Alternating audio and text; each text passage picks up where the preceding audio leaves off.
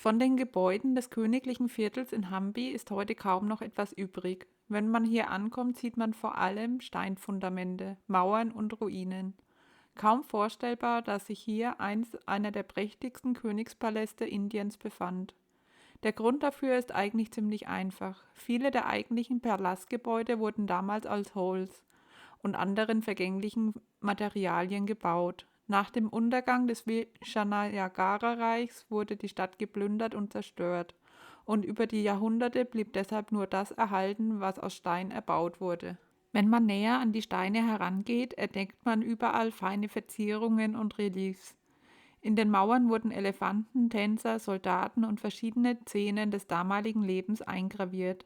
Viele dieser Details sind trotz ihres Alters noch erstaunlich gut erhalten, und je länger man hinschaut, desto mehr Figuren und Muster entdeckt man. Trotzdem spürt man hier noch immer, wie gewaltig diese Anlage einmal gewesen sein muss. Besonders beeindruckt hat mich die Mahanavani Dipa. Diese riesige Plattform wurde früher für Zeremonien, Feste, Militärparaden genutzt. Wahrscheinlich stand genau hier einst der König und blickte auf das Geschehen hinunter. Schon allein die Größe der Plattform ist wirklich unglaublich mächtig.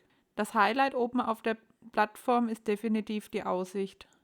Von dort hat man einen weiten Blick über das gesamte königliche Viertel von Hampi. Überall zwischen den Ruinen ragen Palmen, Tempelreste und typische Felsenlandschaften hervor. Erst von oben bekommt man wirklich eine Vorstellung davon, wie riesig diese historische Stadt einmal gewesen sein muss.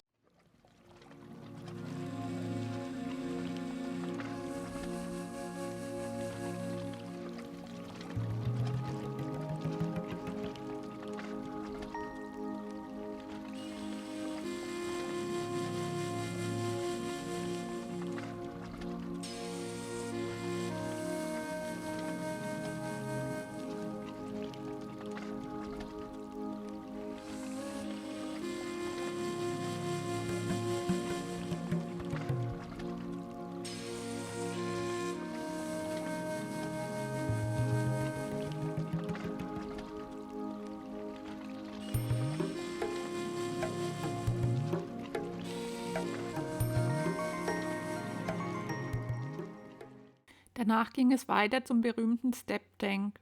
Dieser Wasserbehälter sieht fast perfekt symmetrisch aus und hebt sich komplett von den anderen Ruinen ab. Die geometrischen Treppen wirken fast modern, obwohl die Anlage mehrere hundert Jahre alt ist.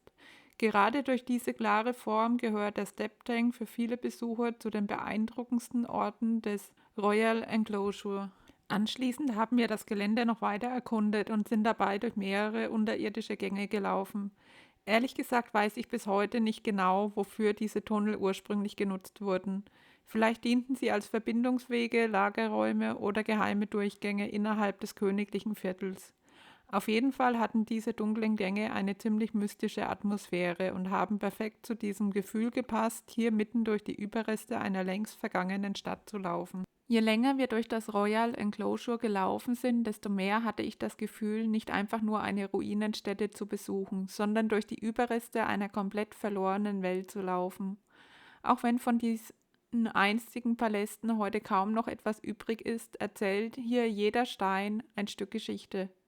Genau das macht Hampi für mich so besonders. Man braucht hier manchmal ein bisschen Vorstellungskraft, aber wenn man sich darauf einlässt, kann man sich fast vorstellen, wie beeindruckend diese Stadt einmal gewesen sein muss.